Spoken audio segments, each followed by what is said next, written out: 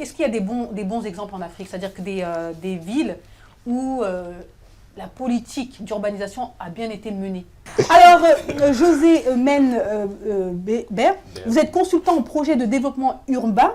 Vous avez été conseiller de différents ministres. Est-ce qu'il y a des bons exemples en Afrique? C'est-à-dire que des villes où la politique d'urbanisation a bien été menée. Aujourd'hui, est-ce que vous avez des exemples à nous citer? Bon, des exemples, on n'a jamais d'exemple parfait, ok? Mais par contre, ce que je peux vous dire, c'est que les villes héritières de l'Allemagne, telles que Windhoek, en Namibie, le Lomé, au Togo. Ah oui? Ah bon? Oui, ah oui, oui, c'est des villes vraiment qui ont le noyau, la partie coloniale, qu'ont laissé les Allemands, jouissent là d'une structure bien tracée, un peu comme Barcelone. Barcelone est citée comme exemple dans le monde de l'urbanisme. Mais c'est au Brésil, pour ceux qui nous écoutent, s'il y a des décideurs, c'est au Brésil, dans des villes, par exemple, telles que Curitiba. Ils sont restés en Afrique, Oui, oui, non, mais on s'inspire toujours de ce que les autres ont fait mieux, parce que l'Agence française de développement, en France, ses experts et les experts français vont même aujourd'hui presque en pèlerinage à Curitiba pour voir comment les Brésiliens de la zone de Curitiba, c'est dans l'état du Paraná, ont réussi mais vraiment à prendre une avance incroyable, quoi. Et puis après, vous avez des zones telles que Singapour qui... Mais en Afrique, est-ce qu'il y a, à part Lomé, alors, il y a quoi comme exemple? Alors, là, je parle des modèles qu'on doit suivre. Oui. Non, non, moi je parle d'exemple. En termes d'exemple aujourd'hui, Abidjan, je peux dire, la partie du plateau, là, les zones qui ont été urbanisées avant s'en sortent plus ou moins bien, mais tout le reste, les périphéries des capitales, que vous alliez à Libreville, que vous alliez à Dakar, la zone de Pikine... On appelle les bidonvilles, non? C'est des bidonvilles. Oui, pourquoi? Parce que la croissance démographique, il y a quelqu'un qui a dit qu'on faisait beaucoup d'enfants. Oui. Mais il y a autre chose encore qui se rajoute, c'est l'exode rural, parce que en enrichissant les villes, on appauvrit l'arrière-pays. Alors tout le monde vient en ville, on n'a plus, l'administration n'a pas les capacités financières ou techniques, ou même en termes de techniciens, de prendre de l'avance sur l'occupation du terrain par les populations. Et c'est ce qui crée après cette urbanisation qui, je vous assure, quand on est aguerri dans le métier, quand on a l'habitude de ce métier, moi la première chose qui m'arrive, lorsque je quitte 3-4 mois, enfin lorsque je n'ai pas été dans une ville africaine pendant 3-4 mois, il y a une chose qui m'excite, qui me donne envie d'y aller, c'est la chaleur humaine. Okay, voilà, on revient toujours sur la chaleur humaine. La chaleur humaine. Mais par contre, lorsque vous regardez la ville, il y a comme une agression. Souvent, vous sortez de l'aéroport, vous sentez ces ordures, vous ne savez même pas où est-ce que vous êtes là. Mais justement, en parlant d'ordures, M. José, je vous entends parler d'exemples africains, mais je ne vous ai pas entendu parler d'un pays comme le Rwanda, qui aujourd'hui, en 2015, a été nommé par l'ONU la ville la plus... Kigali, par exemple, la ville la plus propre d'Afrique. Donc moi, aujourd'hui, vous me parlez d'environnement, mais j'entends pas, vous ne parlez pas du Rwanda. Est-ce qu'aujourd'hui, le Rwanda peut être considéré comme un pays modèle en Afrique? Le Rwanda est un pays tout à fait modèle. Tout à fait modèle. Mais il faut comprendre tout ce qu'il y a derrière le Rwanda. Il y a beaucoup d'argent, il y a les Américains qui sont derrière. Il y a aussi la volonté de Kagame d'être dans cette démarche de leadership. Mais ça reste un tout petit territoire. Qui, d'ailleurs, si le Rwanda n'avait pas été dans cette démarche, je crains que, vous savez, on a fait des expériences sur des rats, c'est la proxémique. C'est Edward T. Hall qui a fait cette expérience-là.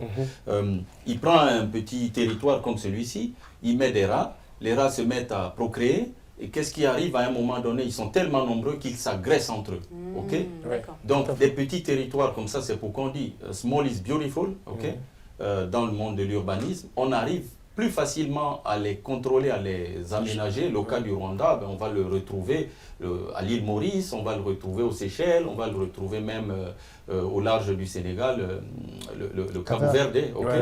Parce que c'est des petits territoires beaucoup plus faciles à contrôler et il n'y a pas d'afflux qui viennent comme ça, d'immigration d'un peu partout, occuper les terres et déstabiliser en fait l'écosystème existant. Donc en cela, le Rwanda est un bon... Par contre, j'ai remarqué qu'en termes d'urbanisation, en termes d'harmonisation, le cas de, par exemple, la Tunisie. Oui, On remarque qu'ils sont tous harmonisés en bleu-blanc, oui. qui a une même architecture, alors qu'en Afrique, on voit plus pousser des constructions. Et parfois même, ce que je déplore, Oui. c'est le manque d'espace vert, Ouais, oui. éventuellement dans certaines villes. Ah, ça c'est... Là, il vient de Il y en a toucher carrément. un point fort. Mais par contre, même en France, on a passé ce cap d'harmonisation dans les anciens schémas d'urbanisme, qu'on appelait les POS, hein, les plans d'occupation des sols. Il y avait cette tendance à dire on va harmoniser dans les couleurs, dans les styles. Et puis après, par moments, ça crée aussi de la monotonie. Ouais. Donc Ouais, tout à aujourd'hui, fait. on C'est est en dépassé, train quoi. d'assouplir dans les PLU, on assouplit cela. D'accord. Donc ce n'est pas non plus la dépassé. solution. Mais par Oui. contre, ce qui va être très intéressant, c'est ce que vous avez dit. C'est que L'environnement. l'environnement. Ouais. Ok. Et là, c'est là où interviennent les métiers tels que les paysagistes. Oui. Nous, on néglige les paysagistes en Afrique. Le gars qui vous plante les Ouais. arbres. Mais comment vont-ils intervenir si vous ne les avez pas intégrés dans vos plans? C'est Voilà. là tout le problème. C'est là que nous disons aujourd'hui, dans les écoles d'urbanisme, qu'il faut à tout prix Intégrer. valoriser ces personnes-là. Ouais. Parce que les essences qu'on va choisir, elles vont aider à lutter contre la chaleur. Elles vont aider à lutter contre... si vous C'est mettez la pollution, n'importe quelle quoi. essence, La même en pollution. France, on l'a vu. Hein, La parce que, pollution. bon, après tout, je suis de formation en France. Il y a des essences telles que les platanes qui vont créer des allergies. Ouais. Ok. D'accord. Certaines graminées, des allergies. Donc on ne va pas choisir n'importe quoi. Par contre, quand vous allez voir un paysagiste, là, vous, urbaniste, vous vous calmez, il va vous expliquer ce qu'il faut utiliser. D'accord. Vous, simplement, dans votre schéma, vous avez prévu que là, il me faudra un arbre, là, un arbre, là, un arbre. Et lui, il va choisir le type Lequel? d'arbre Ouais. qui, par ses formes de racines, ne va pas aller casser la rue, par exemple. Oui, Si vous mettez, on le voit souvent. Ouais. voilà, il y a un arbre qui s'appelle le badamier. Il crée bien l'ombre quand vous allez en D'accord. Afrique Ouais. Oui. centrale. Il pousse au bord des mers. Mais si vous mettez des badamiers, qu'est-ce qu'il À fait? un Lui, moment ses donné, les sont racines horizontales. sortent sur la route. Elles ouais. vont sur la route, elles Ouais. cassent Ouais, la tout à chaussée. fait, ça se Donc, En gros, tout se réfléchit. tout en se amont. réfléchit. C'est vraiment... C'est important. Aujourd'hui, il faut tout le monde dans le milieu de l'urbanisme. Les sociologues, les psychologues, les cardiologues, les médecins. Il faut, Ah oui, c'est ça. des équipes multidisciplinaires Tout qui en vont se ensemble. mettre ensemble Pour penser la penser bonne la ville. ville, en tout cas Ah la oui, Ouais. ah oui, c'est ça La ville c'est future. ça l'enjeu aujourd'hui. Le- Et donc, Ok, ah bah, ce que dis donc. vous faites aujourd'hui, en fait, Aïssatou, on est en train d'impliquer aussi les populations. Oui. C'est vrai. Leur dire, là où vous vivez, là, c'est pas l'affaire de monsieur, de José Bert.